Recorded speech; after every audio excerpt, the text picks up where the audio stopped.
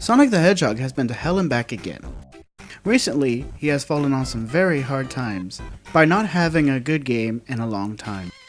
Sega wanted to celebrate 20 years of Sonic with a look back at the best and worst of the Blue Blur. Sega gives us Sonic Generations.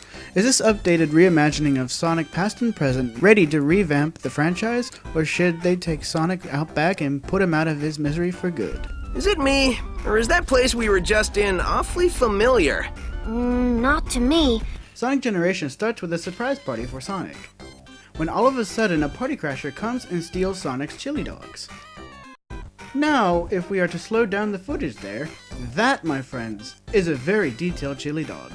Kudos to the Sonic team for that. Maybe they should rebrand Sonic as a chili dog. I'd eat that. So we play both Classic Sonic, that pudgy bastard does not look so fast, and Modern Sonic, an almost anorexic, disproportional Sonic who we have all come to dislike. Each level is from a Sonic game, starting with Sonic 1 from the Sega Genesis, spanning all the way to Sonic Colors on the Nintendo Wii. Throughout generations, the Sonics are tasked to return all the zones back to normal. After completing each zone, the Sonics save one friend one by one. The friends become more and more annoying as the game progresses. You saved me, Sonic! I was afraid I'd never be able to flirt with you again! It's sad that Biggs the Cat was not invited to this party, but we all know that he would be the first one to die. The plot of this game sucks, to be quite honest. Sonic is celebrating his birthday when the Time Meter invades and steals all of Sonic's friends, and encloses them into different zones. As well, the Time Meter makes Sonic lose his chili dogs. Rest in peace, you sweet, amazingly graphically rendered phallic-shaped food. The Time Meter is Robotnik and Dr. Eggman's latest plan to kill Sonic. It is up to Classic and Modern Sonic and Tails to stop the Time Meter and the Robotniks and rescue their friends. This plot sucks. Sonic Generations could have been a lot better if it had no story. We don't need a reason to replay these reimagined zones from the past Sonic games. We can enjoy them without the minigames, the cutscenes, and the voiceovers added to this game. The gameplay in Sonic Generations is so easy. A caveman could do it. What? Oh no, Not cool. I did not know you were there. I could. Every face button does the same damn thing. You can't get any more simpler than that. I think they could have done a better job of choosing some of the levels, like Sky Sanctuary. The main negativity I have towards Sky Sanctuary is it's a Sonic & Knuckles game and not a Sonic 3 game. There are no levels from Sonic 3 present in Generations. It would have been cool to see either Ice Cap Zone, Carnival Zone, Flying Battery Zone, or Launch Base Zone, just to name a few alternatives. Sega could have made a lot of money if they would have released these levels as DLC, or any other levels from any other Sonic games. In total, there are 9 zones to go through. 3 from Genesis, 3 from the Dreamcast and PlayStation 2 era, and 3 from our now generation. The way the Sonic team decided to extend the gamer's playtime is to add minigames. These minigames are missions Sonic can take based around a certain level.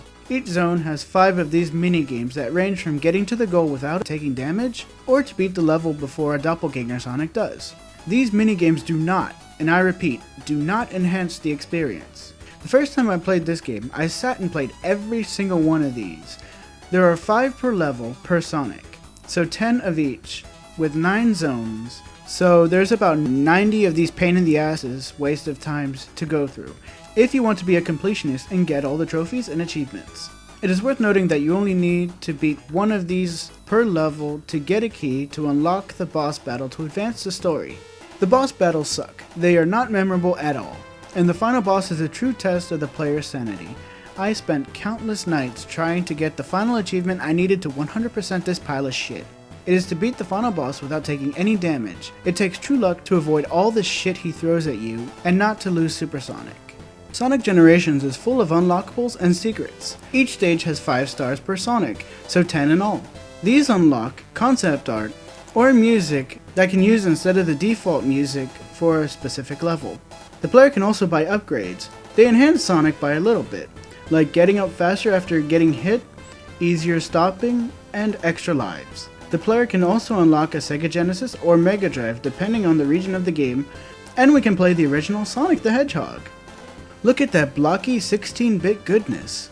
In conclusion, Sonic Generations is an attempt by Sega to cash in on nostalgia. It works until you get past the levels you are familiar with. When I first bought this game, I thought it was the best thing I ever played. Now trying it again, well over a year after it came out, I regret buying it new. It feels like I was trying to force myself to like it, but I could not get over how annoying the game can be, and how I could be playing something more meaningful. The beautifully rendered Chili Dog gets a 9 out of 10. The rest of this waste of time gets a 2, mostly because of the Chili Dog. If you know someone who has this game, please go slap them for me. They wasted their money. I'm Agent Ducky, and if you excuse me, I'm going to make myself a Chili Dog.